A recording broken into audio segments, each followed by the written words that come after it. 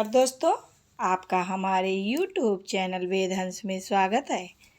Video में आगे बढ़ने से पहले अगर आप सभी लोग हमारे इस चैनल पर नए हो तो प्लीज़ चैनल को सब्सक्राइब ज़रूर करें। तो दोस्तों, आप सभी को नवरात्र की ढेर सारी शुभकामनाएं।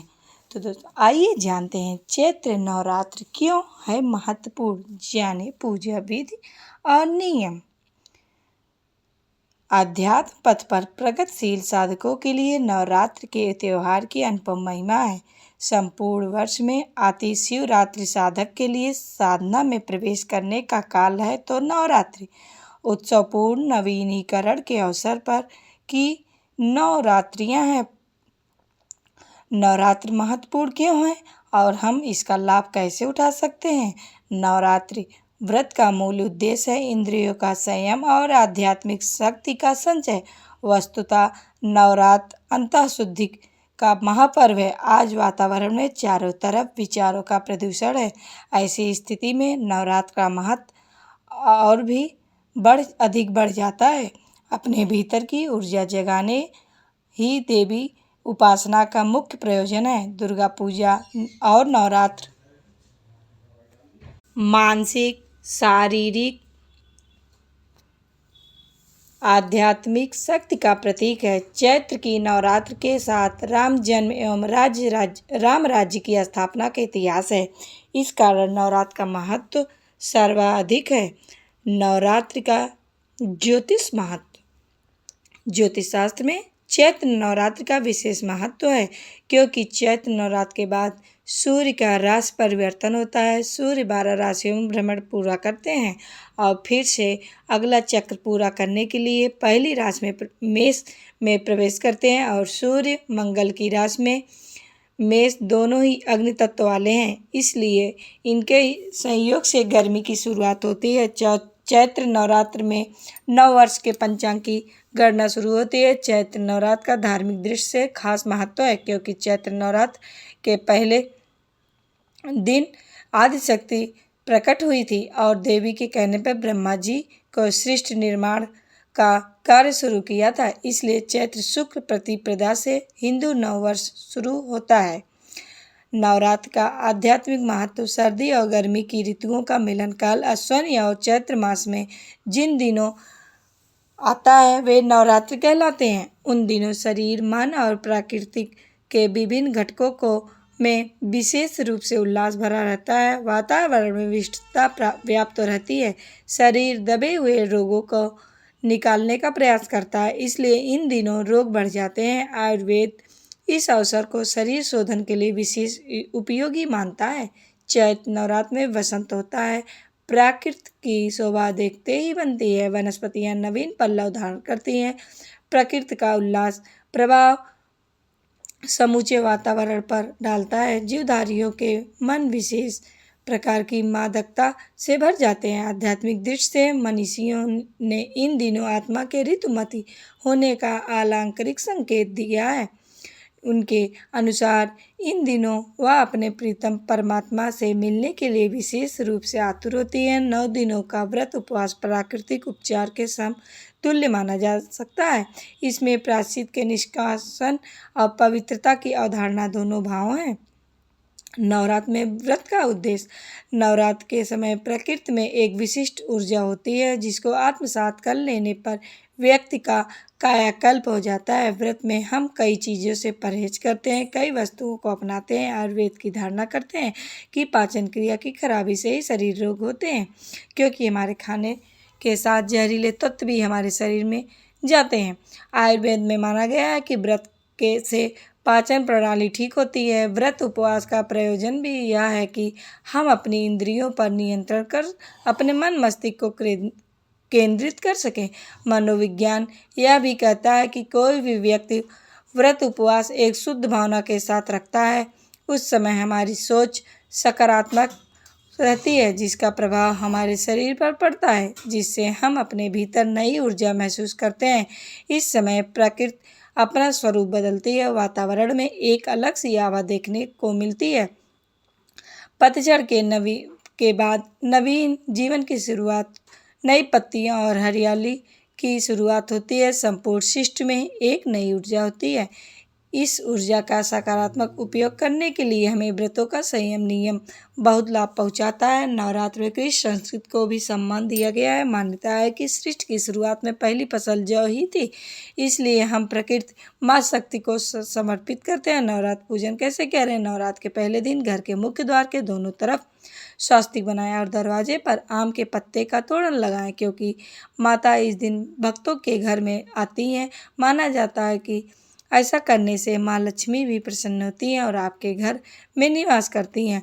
नवरात्र में माता की मूर्ति को लकड़ी की चौकी या आसन पर स्थापित करना चाहिए। जहाँ मूर्ति या तस्वीर स्थापित करें वहाँ पहले स्वस्तिक का चिन्ह बनाएं, उसके बाद रोली और अक्षत से टीकें और फिर वहाँ माता की मूर्ति को स्थापित करें। उसके बाद विधि विधान से माता की पूजा करें। वास्तुशास्त्र के अनुसार उत्तर और उत्तर पूर्व दिशा यानी ईशान कोण को पूजा के लिए सर्वोत्तम स्थान माना गया है। आप भी अगर हर साल कलश स्थापना करते हैं तो आपकी इसी दिशा में कलश रखना चाहिए और माता की चौकी सजानी चाहिए। नवरात्र के दिनों में कण कण में माँ दुर्गा का वास माना जाता है और पूरा वातावरण भक्तिमय रहता है। नवरात्र में करें वास्तु के उपाय। वास्तु में बताया गया है, चावल से भरा एक पीतल का कलश अपने मंदिर के उत्तर पूर्व में रखना समृद्धि कारक माना जाता है। ऐसा करने से माँ आपके धन धान में वृद्धि करती है और आपके घर में समृद्धि आती है।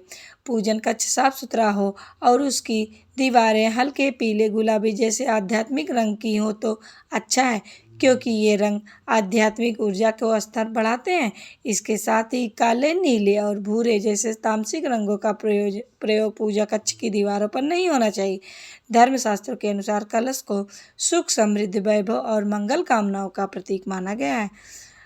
वास्तु के अनुसार ईशान कोण यानी उत्तर पूर्व जल एवं ईश्वर का स्थान माना गया है और यहाँ सर्वाधिक सकारात्मक ऊर्जा रहती है। इसलिए पूजा करते समय माता की प्रतिमा या कलश की स्थापना इसी दिशा में करनी चाहिए।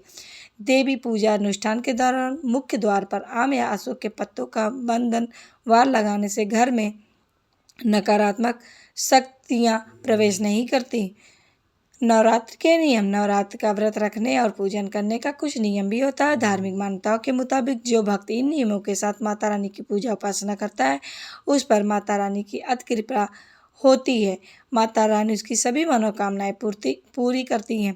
धार्मिक कार्यों में मन लगाएं। नवरात्र के 9 दिनों में व्रतधारी को अपना मन भौतिकता की चीज़ों से दूर रखना चाहिए। उन्हें अपना मन हमेशा माता रानी के चरणों में लगा कर रखना चाहिए। धार्मिक कार्यों में समय बिताना चाहिए। इस दौरान दुर्गा चालीसा और दुर्गा सप्तशती का पाठ करते रहना चाहिए।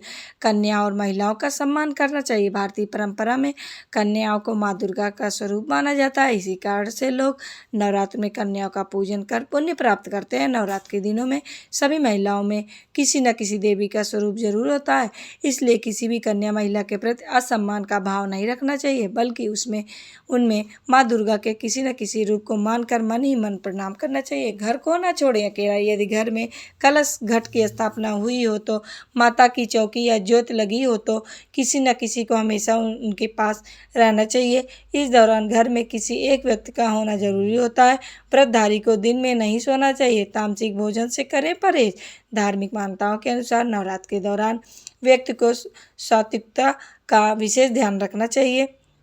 उन्हें तामसिक प्रवृत्ति के भोजन से परहेज रखना चाहिए। नवरात्र के 9 दिनों में आहार, व्यवहार और विचार में सात्विकता अधिक होनी चाहिए।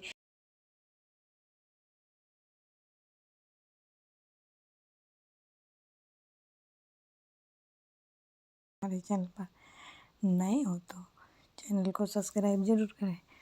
तो दोस्तों आइए जानते हैं कि चैत्र नवरात्रि 2024 कब से चैत्र नवरात्रि शुरू होंगे। घोड़े पर सवार होकर आएंगी माँ दुर्गा। 9 अप्रैल से चैत्र नवरात्रि शुरू होगी। कलश स्थापना के लिए 9 अप्रैल को सुबह 6:11 से 10:23 तक का शुभ मुहूर्त रहेगा।